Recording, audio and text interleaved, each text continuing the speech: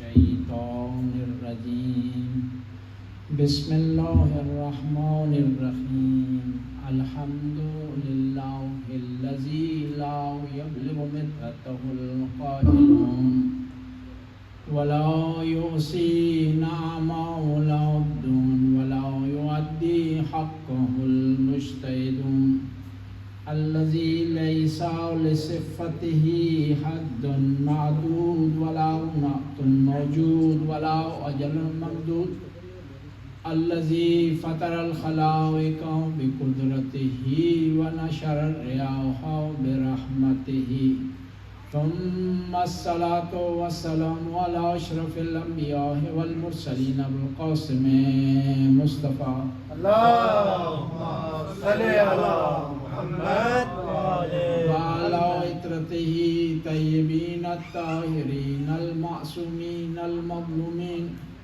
ولعنة الدائم على أعدائهم أجمعين من الآن إلى لقاء يوم الدين بسم الله الرحمن الرحيم قال الحسين عليه السلام قد بعثت عليكم أخي وابن عمي وثقة من أهل البيت مسلم بن عقيل بن أبي طالب صلوات اللهم صل على محمد وعلى محمد. آج بہت بڑا دن ہے اور یہ وہ دن ہے جس سے کربلا کا آغاز ہوا، جس سے پیاس کا آغاز ہوا. یہ وہ دن ہے جس دن پہلی قربانی آل بیت نے خدا کی بارگاہ میں پیش کی. رمضان کے مہینے میں مسلم بن عقیل امام حسین کی خدمت میں مکہ حاضر ہوئے. مکہ مکرمہ میں حاضر ہوئے تو امام نے حکم فرمایا کہ آپ کوفے کی طرف چلے جائیں. کوفے کے بہت زیادہ خط ہمارے پاس آ چکے ہیں. امام حسین نے جب مسلم بن عقیل کو بھیجا کوفہ کی طرف تو ایک خط لکھ کر بھیجا. خط میں اس طرح تعارف کروایا مسلم بن عقیل کا، کوفے والوں کو مخاطب کرتے ہوئے، خطاب کرتے ہوئے، کوفہ والے تمہاری خط خطوط، تمہارے رسالے میرے پاس متعدد آ چکے ہیں اور ان خطوط کے جواب میں تمہاری طرف میں بھیج رہا ہوں کس کو؟ اپنے بھائی کو، اپنے چچا زاد کو اور آل بیت علیہ السلام سے ایک با اعتماد آدمی کو تمہاری طرف بھیج رہا ہوں. اور اس کی بات میری بات ہے، اس کا کلام میرا کلام ہے. مسلم بن عقیل خود ایک عظیم ہستی ہے اور جو مختلف رشتے سے جڑے ہیں ان سے بھی عظیم تر ہے. مسلم بن عقیل ایسی ہستی ہیں کہ کربلا کے واقعے میں ان کا کچھ نہیں رہا. خود شہید ہو گئے، ان کے 2 بیٹے کوفے میں شہید ہو گئے، 2 بیٹے کربلا میں شہید ہو گئے. ان کی بیٹی حمیدہ، یا بعض روایات میں اس کا نام عاتقہ ذکر کیا ہے، انہوں نے شہادت پائی جب شام غریبوں کو، خیموں کو آگ لگی. گھوڑے دوڑے، گھوڑوں کی ٹاپوں کے نیچے آ کر جو بچے شہید ہوئے ان میں سے ایک حمیدہ تھی. ان کی زوجہ رقیہ بنت امام علی جب مدینے میں واپس آئی ہیں تو کچھ دن اندر رہیں. ان کا اپنا گھر نہیں تھا کیونکہ یزید ملعون کے آرڈر پر امام حسین جب مدینے سے گئے تو امام حسین کے گھر کو، غازی عباس کے گھر کو اور مسلم بن عقیل کے گھر کو مسمار کر دیا گیا تھا. اور یہ واپس آئی ہیں تو کبھی بی بی زینب کے گھر میں رہتی تھی، کبھی کس کے گھر میں رہتی تھی، اور آخر تک روتی رہی اور روتے روتے دنیا سے رخصت ہوئی. بی بی رقیہ. بس مسلم بن عقیل نے جو کام کیے ہیں، جو کارنامے انجام دیے ہیں، یہ تھوڑے مختلف ہیں دوسری ہستیوں سے. اور جو ہم زیارت پڑھتے ہیں امام حسین علیہ السلام کی،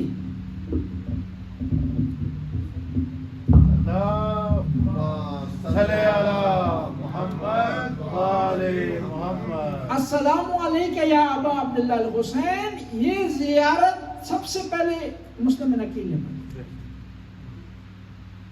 اور ان چیزوں کا امام علی کو علم تھا.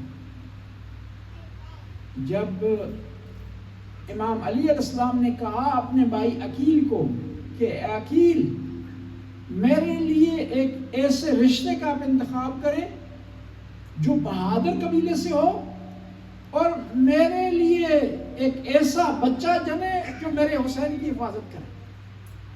یعنی اس وقت امام علی دیکھیں نا، امام علی رشتوں کو، نسب کو، قبائل کو پہچانتے ہیں. اپنے بھائی کو کیوں کہہ رہے ہیں؟ اس لیے کہہ رہے ہیں کہ عقیل تو بھی کربلا کی تیاری کر، میں بھی کربلا کی تیاری کر رہا ہوں. میں عباس کے ذریعے کر رہا ہوں، تو نے مسلم کے ذریعے کر. اور یہ بڑی بات ہوتی ہے کہ امام حسین کسی ہستی کو کہیں سکتم من اہل بیتی، کہ مسلم عقیل کو میں تمہاری طرف بھیج رہا ہوں اور یہ ہمارا قابل اعتماد آدمی ہے. اور مسلم عقیل نے اس اعتماد کو ٹھیس نہیں پہنچانے دی، اس کا مان رکھا ہے، اس کو باقی رکھا ہے. جب چلے ہیں مکہ سے مدینے آئے ہیں، زوجہ سے ملاقات کی ہے، اور زوجہ نے بعض روایت کے مطابق ہے کہ مدینے سے، بعض روایات کے مطابق ہے کہ مکہ سے ہی اپنے 2 بیٹوں کو ساتھ بھیج دیا تھا، اور بیٹوں کو وصیت کی ہے کہ آپ نے اپنے بابا کا خیال رکھنا ہے، اور مسلم عقیل کو وصیت کی اور نصیحت کی کہ میرے ان بچوں کا خیال رکھنا. اور جاتے ہوئے حمیدہ کیا کہہ رہی تھی اپنے بھائیوں سے کہ بابا کے ساتھ جا رہے ہیں تو بابا کے آپ لوگوں نے خیال رکھنا ہے کہ ایسا نہ ہو کہ بابا کو پیاس لگے اور تم پانی فراہم نہ کر سکو، کہ ایسا نہ ہو کہ بابا تمہارے غمزدہ ہوں، تم ان کی پریشانی کو دور نہ کر سکو. یہ داستان ہے مسلم عقیل کی. اب مکہ سے چلے مدینے آئے ہیں، مدینہ سے روانہ ہوئے کوفہ کی طرف. راستے میں ان کے جو 2 گائیڈ تھے وہ مارے گئے، پانی نہ ہونے کی وجہ سے، پیاس کی وجہ سے، تشنگی کی وجہ سے ان کے گائیڈ مارے گئے. اور انہوں نے شہادت کے وقت اشارہ کر دیا مسلم عقیل کو کہ مسلم عقیل ہمیں گمان یہ پڑتا ہے کہ یہ راستہ کوفہ کو جا رہا ہے. ان کی رہنمائی پر مسلم عقیل چلے ہیں کوفہ کی طرف، اور کہتے ہیں 5 شوال کو کوفہ میں پہنچے مسلم عقیل. اور سب سے پہلے آپ، بعض روایات بتاتی ہیں کہ آپ مختار کے گھر میں آئے ہیں، اور مختار کے گھر میں آپ نے قیام رکھا ہے. اور کہتے ہیں مختصر مدت میں 18,000 افراد نے آپ کے ہاتھ پر بیعت کی ہے اور اقرار کیا ہے کہ ہم آپ کا ساتھ دیں گے، آپ کو فالو کریں گے، امام حسین کے ہاتھ پر بیعت کریں گے. مسلم عقیل نے ان 18,000 افراد کی بیعت کی بنیاد پر خط لکھا ہے امام حسین کو، اور خط میں لکھا کہ مولا کوفہ والے آپ کے لیے لڑنے کے لیے، کٹنے کے لیے، مرنے کے لیے تیار ہیں، آپ کوفہ کی طرف آ سکتے ہیں. اب یہی کوفہ جو بیعت کر رہا ہے 18,000 افراد، ایک ایسا ٹائم آیا کہ ان 18,000 افراد میں سے 3 رہ گئے. اب یہ ضروری ہے جاننا کہ کیا وجہ بنی یہ کوفے والے پھر گئے، تبدیل ہو گئے، اور ہمیں اس سے کیا درس حاصل کرنا چاہیے. کوفہ اصل میں یہ شہر نہیں تھا، یہ خلیفہ دوم کے زمانے میں یہاں چھاونی بنائی گئی تھی ایران پر اٹیک کرنے کے لیے. اس کا پرانا نام ہیرا تھا، اور یہاں پر مختلف قبائل کے لوگ آ کر آباد ہوئے ایز اے جنگجو، فوجی چھاونی تھی. یعنی یہ جو لوگ کوفہ کے لوگ تھے، ایک قبیلے سے ان کا تعلق نہیں تھا، ایک شہر سے ان کا تعلق نہیں تھا، ان کی جڑیں مضبوط نہیں تھی. یہ ہوائی لوگ تھے، یہ وہی لوگ تھے جنہوں نے امام حسین کو خط لکھے، یہ وہی لوگ تھے جو کربلا تک گئے، امام حسین کی شہادت میں انہوں نے حصہ ڈالا، یزید کی فوج کا ساتھ دیا. یہ وہی لوگ تھے جنہوں نے ایک وقت عبداللہ بن زبیر کا ساتھ دیا، اور یہ وہی لوگ تھے کہ جنہوں نے زبیر کے بھائی کو قتل کیا اور پھر خلیفہ وقت کا ساتھ دیا. اور یہی وہ لوگ تھے جنہوں نے ایک دفعہ مختار کا ساتھ دیا، اور یہ وہی لوگ تھے جب ایک ایسا ٹائم آیا کہ مختار کے مخالف ہو. یعنی ان کی بنیادیں مضبوط نہیں تھی. کوئی یمن سے آیا تھا، کوئی مدینے سے آیا تھا، کوئی عراق کے کسی علاقے سے آیا تھا، آ کر یہاں لوگ یہ آباد ہو گئے تھے. اور جو بھی نعرہ لگتا ہے اس نعرے کے پیچھے چلنا شروع کر دیتے تھے. جس طرح آج کے عوام کی ہم بات کر سکتے ہیں کہ وہ جو ہے ایک دفعہ کسی ایک پارٹی کا نعرہ لگاتے ہیں, دوسری دن کسی دوسری پارٹی کا نعرہ لگاتے ہیں, اور پھر اس کو نام دے دیا جاتا ہے کہ سافٹ ویئر چینج ہو گیا تھا. کوفہ والے بھی یہی پوزیشن رکھتے تھے. اور پھر بعض اوقات تاریخ نے یہ لکھا خیانت کرتے ہوئے کہ یہ شیعہ تھے. نہیں, شیعہ نہیں تھے کوفہ والے. کوفہ والے شیعہ ہوتے تو خط میں یہ نہ لکھتے کہ ہمارا کوئی امام نہیں ہے, آپ آئیں ہماری امامت کریں. شیعہ کون ہے ان میں؟ ہاں کوفہ میں کچھ لوگ تھے شیعہ, لیکن کوفہ والے سارے شیعہ نہیں. ان میں کون شیعہ تھا؟ حبیب ابن مظاہر شیعہ تھا, مسلم بن اوسیہ شیعہ تھا, عابس شاکری ایسا حقائق پر مبنی شیعہ تھا کہ میدان کربلا میں جب ایک دفعہ داخل ہوا عابس شاکری تو دشمن کی فوج پیچھے ہٹ گئی, بھاگ گئی ایک دفعہ. تو عمر سعد نے آواز دی کہ اس کے قریب مت جانا, یہ تمہیں کھا جائے گا. کہا کیا کریں؟ کہا دور ہٹ کر پتھر مارو عابس شاکری کو, کوفہ کا رہنے والا ہے. یہ شیعہ ایسے کہتے ہیں. شیعہ کہتے ہیں جب دشمن نے پتھر مارنا شروع کر دیا نا, 30,000 کا لشکر پتھر پھینک رہا ہے, تو اپنی زرہ اتار کر پھینک دی, خود اتار کر پھینک دیا. آواز دی امام کے اصحاب نے کہ عابس کیا کر رہے ہو, پتھر آ رہے ہیں, تو انہیں زرہ اتار دیے. کہا چاہتا ہوں جو عشق حسین میں پتھر لگے ان کے درمیان میں زرہ حائل نہ ہو, مانے نہ ہو زرہ. انہی میں سے کچھ لوگ تھے شیعہ جنہوں نے حق ادا کیے اہل بیت علیہ السلام. بس کوفہ کے لوگ شیعہ نہیں تھے. ہاں جب جذبات میں آ جاتے تھے کہہ دیتے تھے کہ ہم محب ہیں, ہم ماننے والے ہیں, ہم اہل بیت کے لیے قربانی دینے کے لیے تیار ہیں. اس لیے تو میدان کربلا میں کہتے ہیں کہ امام حسین کے پاس جو کوفہ والوں کے خط تھے وہ کئی اونٹ ان خطوں سے لدے ہوئے تھے, اور بار بار امام نے دکھائے وہ خط کوفہ والوں کے جو دشمن کی طرف سے آئے تھے امام کا مقابلہ کرنے. ہاں ان کوفہ والوں میں اور بھی تھا جس نے قربانی دی ہے. انہی کوفہ والوں میں بڑے بہادر لوگ تھے, اور وہ لوگ جنہوں نے خط لکھے وہ چاہتے تھے کہ مفت میں جنت مل جائے, مفت میں مقام مل جائے, خرچہ ہمیں نہ کرنا پڑے. انہی کوفہ والوں میں سے ایک آدمی تھا جس کا نام تھا عبداللہ جوفی. کہتے ہیں کہ میدان کربلا میں امام حسین نے دیکھا کہ اس کا خیمہ امام حسین کے خیمے کے قریب لگا ہوا. امام نے حجاج بن مسروق جو امام کا مؤذن تھا اس کو بھیجا کہ عبداللہ جوفی کو بلا کر لے آؤ. امام نے بھیجا, وہ نہیں آیا عبداللہ جوفی کے کہنے حجاج کے کہنے پر. پھر امام نے شہزادہ علی اکبر کو بھیجا, نہیں آیا. پھر امام خود چل کر گئے اس کو بلانے کے لیے. میں آپ سے پوچھتا ہوں کیا امام اس لیے بلا رہے تھے کہ 72 کے بجائے 73 ہو جائیں, جنگ جیت لی جائے؟ نہیں, اس لیے بلا رہے ہیں کہ کوئی جہنم میں نہ جائے. میرا نام نہ امتی کی جہنم میں نہ, لوگوں کو جہنم سے بچائے. ورنہ ایک آدمی, 2 آدمیوں, 10 آدمیوں کے آنے سے فوج کا پلڑا تبدیل نہیں ہوتا. کہتے ہیں امام خود چل کر اس کے پاس گئے ہیں. امام نے کہا کہ تو جانتا ہے میں کون ہوں؟ میں نواز رسول ہوں, میں فاطمہ کا لال ہوں, میں علی کا بیٹا ہوں. میدان کربلا میں آ گئے ہوں, میرے ساتھ زینب ہے, میرے ساتھ سکینہ ہے, میرے ساتھ ام کلثوم ہے, میرے ساتھ میری اولاد ہے. خدا کے لیے میرا ساتھ دے. تو کہنے لگا کہ مجھے پتا چلا تھا کہ آپ کوفہ میں آ رہے ہیں, میں کوفہ میں آپ کی وجہ سے وہاں سے بھاگ کر, آپ یہاں بھی آ گئے. دیکھیں کتنا انسان بات گر جاتا ہے. نواز رسول بلا رہے ہیں, دعوت دے رہے ہیں, پکار دے رہے ہیں, یہ بجائے کہ ان کا ساتھ دے ان کو تانا دے رہا ہے کہ آپ کی وجہ سے میں کوفہ سے نکلا تھا, آپ یہاں بھی میرے پیچھے آ گئے. امام نے جب اصرار کیا تو اس نے کہا کہ میری یہ شمشیر ہے, تلوار ہے, یہ لے جائیں, اور یہ میرا گھوڑا ہے, اس کو آپ لے جائیں. اور یہ شمشیر بہت تیز ہے, تلوار بہت تیز ہے, اور یہ میرا گھوڑا اتنا چابک ہے, اتنا تیز ہے کہ آج تک میں جس کسی بھی سے بھاگا ہوں وہ مجھ سے بھاگ نہیں سکا, جس کسی کو پکڑنے کے لیے بھاگا ہوں مجھ سے بھاگ نہیں سکا, جس سے میں بھاگا ہوں مجھے پکڑ نہیں سکا.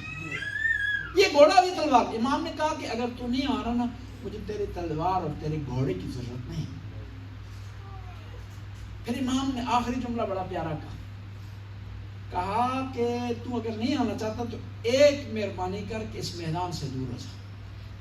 کہا کیوں یا ابن رسول اللہ؟ کہا کہ عاشورہ کے دن میں آواز بلند کروں گا، حل من ناصر ینصرنا، حل من داب یذب عن حرم رسول اللہ، حل من مغیث یغوثنا. کوئی ہے جو سیدزادیوں کے پردوں کی حفاظت کرے؟ اور یہ آواز جس کان پر پڑے گی وہ اگر لبیک نہیں کہے گا تو اس پر جہنم واجب ہو جائے گا، وہ جہنم کا حقدار ٹھہرائے گا. دیکھیں کتنے کریم ہے امام. اس میدان میں جنگ کی حالت میں، اس مشکل وقت میں فوج اکٹھی کرنے کے بجائے امتیوں کو، نانا کے امتیوں کو بچا رہے ہیں جہنم سے. بس کوفہ کی یہ سچویشن تھی. اور کس کو بھیج رہے ہیں امام حسین؟ جو بہادری میں بے مثال ہے. مستم نکیل جنگ صفین میں اہم کمانڈر تھے، اور وہاں پر جہاں امام حسن حسین کا دستہ تھا وہاں مسلم نکیل کا دستہ تھا. یعنی بہادری میں بے مثال تھی مسلم نکیل.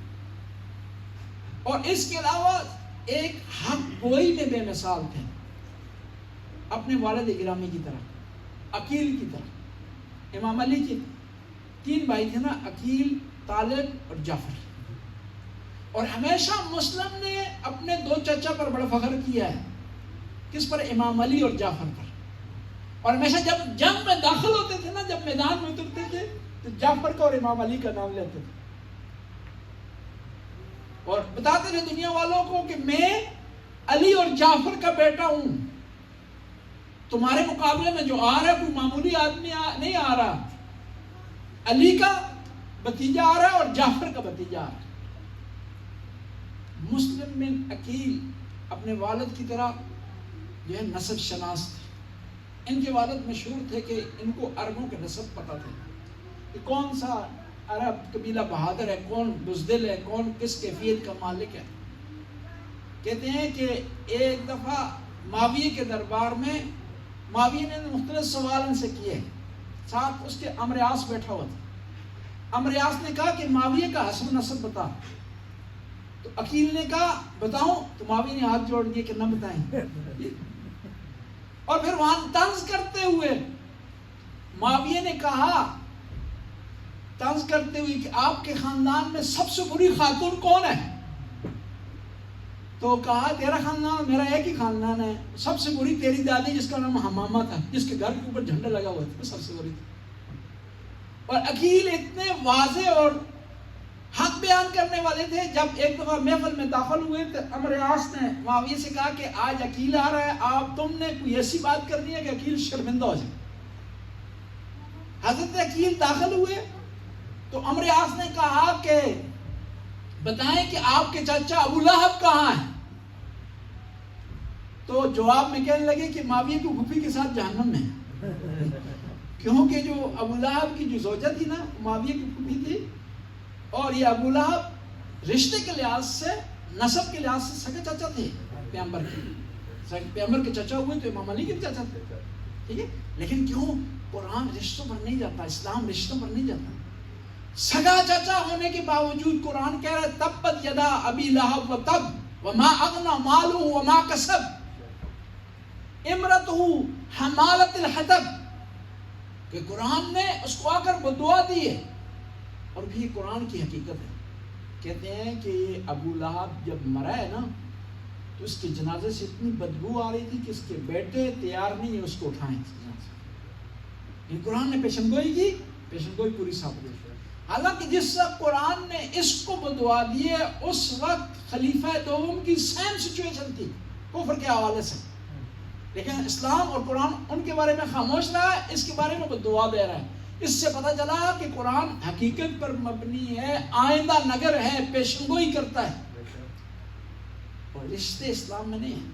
اس لیے تو امیر المومنین ارشاد فرماتے ہیں من ابطا بہ عملہ لم یسرع بہ نسبہ. جو آدمی اپنے عمل کی وجہ سے پیچھے رہ جائے گا، حسب و نسب اس کو آگے نہیں لا سکتا.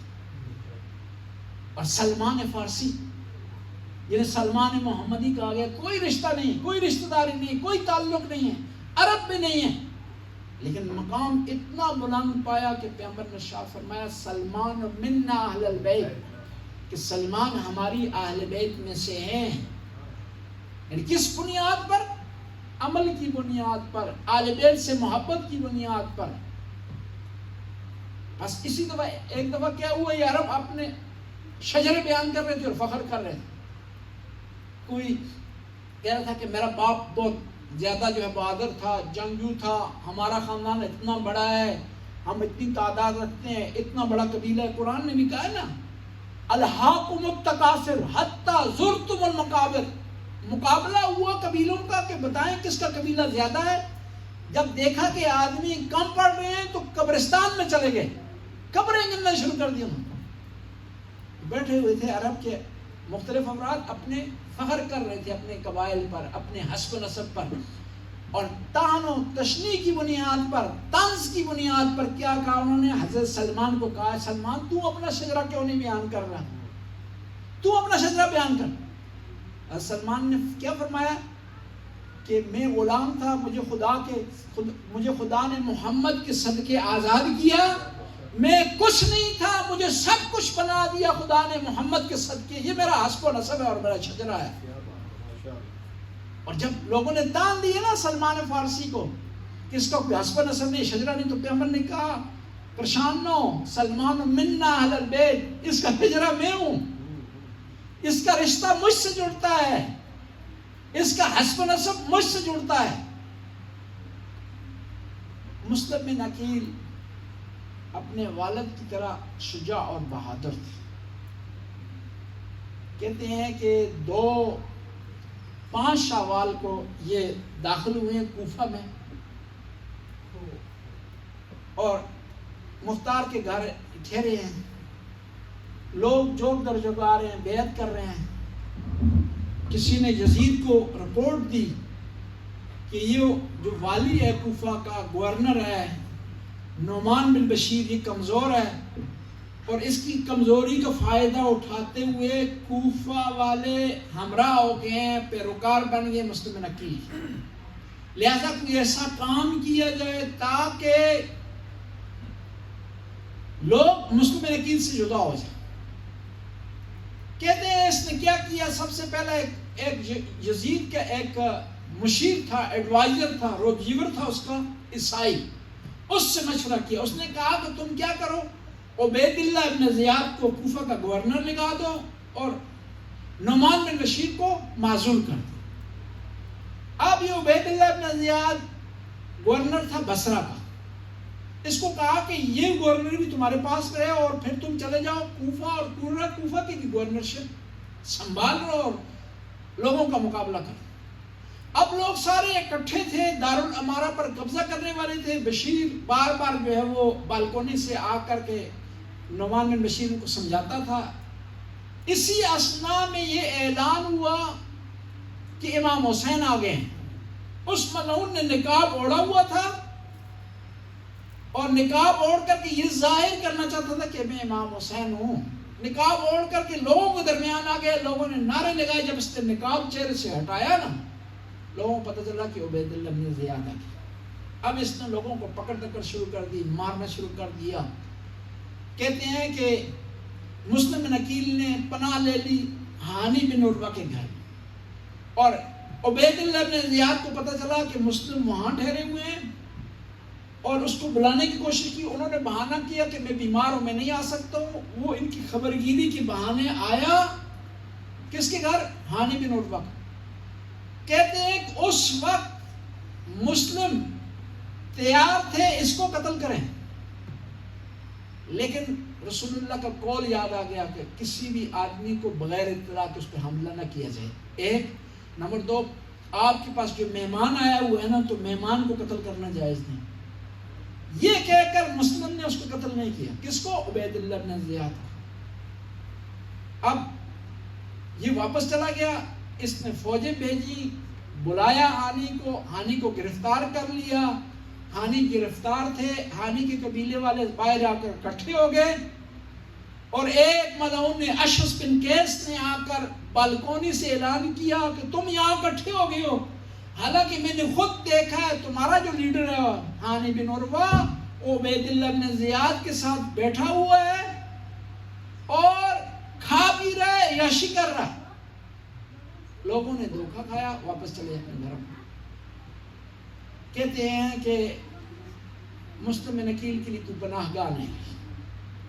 مسلم نکیل ایک دروازے پر جاتے، لوگ دروازہ بند کر دیتے، دوسرے دروازے پر جاتے، دروازہ بند کر دیتے۔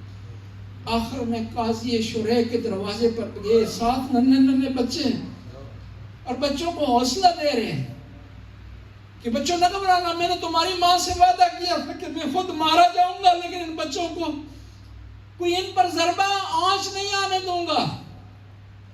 کہتے ہیں قاضی شریح کا دروازہ کھٹکھٹایا، قاضی نے دروازہ کھولا، دیکھا مسلم نے فوراً دروازہ بند کر دیا۔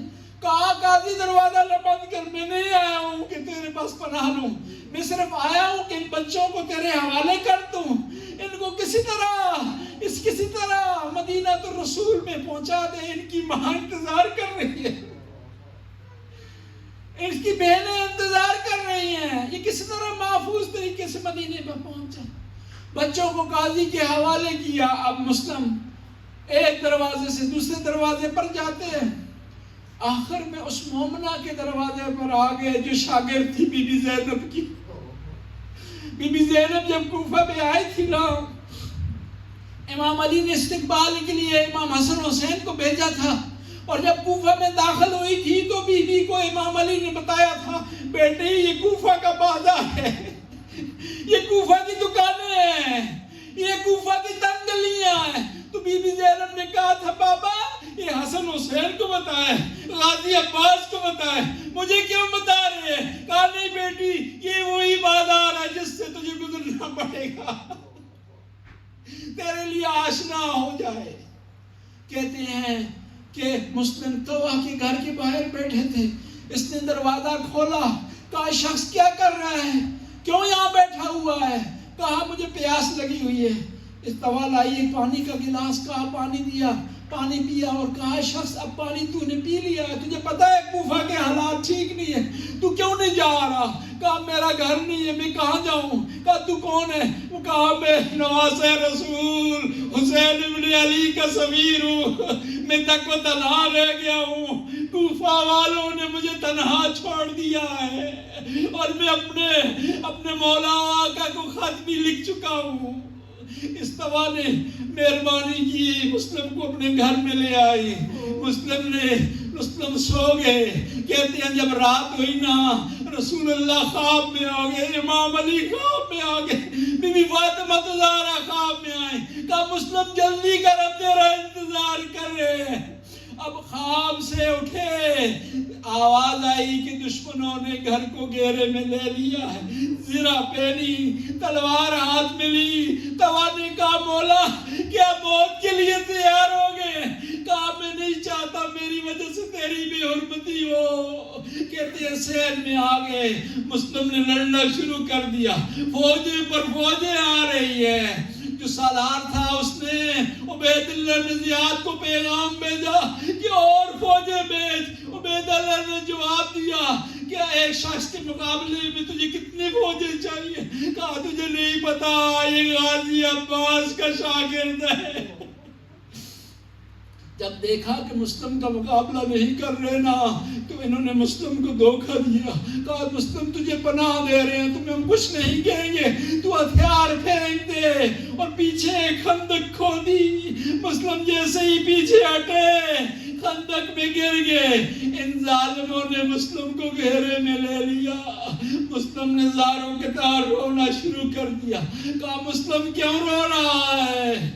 کہا میں اپنے لیے نہیں رو رہا ہوں، میں نے خط لکھ دیا ہے، میرے مولا زینب ام کلثوم کو لے کر مدینہ کوفہ کی طرف آ رہے ہیں، کوئی ہو جو میرے مولا کو پیغام دے کہ کوفہ کی طرف نہ آئے، کوفہ وہ جگہ نہیں ہے جہاں زینب کو لایا جا سکے۔ مسلم کو گرفتار کیے ان ظالموں نے، لائے دارالامارہ میں لائے۔ ایک ظالم نے دیکھا کہ مسلم خاموش بیٹھے، آگے بڑھا، اس نے وار کیا، مسلم کے ہونٹوں پر لگا، ہونٹ کٹ گئے، دانت زخمی ہو گئے۔ مسلم نے کہا کوئی ہے جو مجھے پانی پلائے؟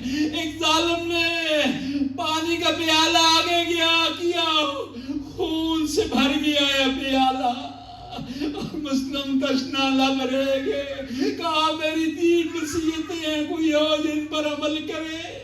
کہا کیا وصیتیں؟ کہا میری ایک وصیت یہ ہے کہ میں اس شہر میں مقروض ہو گیا ہوں، میری زرہ بیچ کر کے میرا قرضہ ادا کر دیا جائے۔ کیوں مسلم، کیوں تو مقروض ہو گیا؟ کہیں گے مسلم ایک ایسا وقت آ گیا، میں تک تنہا ہو گیا، مجھے کوئی گھر میں جگہ نہیں دے رہا تھا، تو میں نے قرضہ لے کر اپنے لیے کھانے کا انتظام کیا۔ کہا اور کون سی وصیت؟ کہا دوسری میری وصیت ہے کوئی ہو جو حسین تک پیغام پہنچائے کہ کوفہ کی طرف نہ آئے۔ کہا تیسری کون سی وصیت ہے؟ کہا یہ کہ شہادت کے بعد میری لاش کو دفنایا جائے۔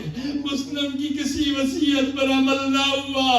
جب لٹا ہوا قافلہ کوفہ میں داخل ہوا نا، بی بی زینب کی نگاہ مسلم کی لاش پر پڑی، آواز دی سجاد بیٹا کوفہ والوں سے ذرا پوچھو کیا ان کے یہاں مردوں کو دفنانے کا رواج نہیں ہے؟ اب یہ پیغام جب امام حسین تک پہنچا نا، امام حسین کی ملاقات ہوئی شاعر فرزدق سے، تو کہا مجھے فرزدق بتا کیا حال ہے؟ کہا جب میں کوفہ سے نکل رہا تھا نا، آوازیں بلند ہو رہی تھی، الا قد قتل المسلم بنقیر سفیر الحسین، لوگو حسین کا سفیر مسلم مارا گیا۔ کہتے ہیں جب امام حسین نے خبر سنی نا، فوراً کہا زینب کو جا، زینب حمیدہ کو لیا، مسلم کی بیٹی کو لیا، اور جب لایا گیا نا کہا حمیدہ نہ گھبرانا، میں تیرا بابا ہوں، جب تجھے کسی کام کی ضرورت پڑے نا، یہ زینب تیری ماں ہے، ہم تجھے نہیں گھبرانے دیں گے۔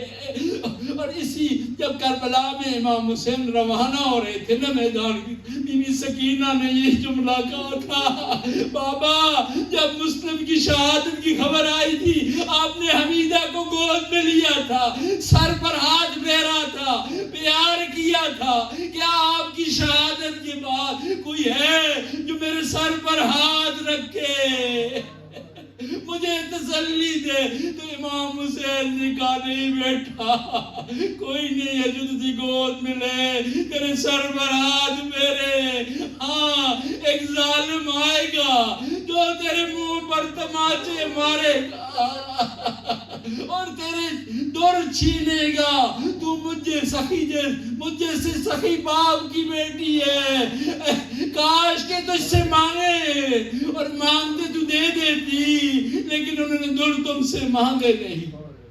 اللہ لعنت اللہ قول الظالمین فسیعلم الذین ینقلبون ینقلبون۔ ماتم حسین، یا حسین، یا حسین، یا حسین، یا حسین، یا حسین، یا حسین، یا حسین، یا حسین۔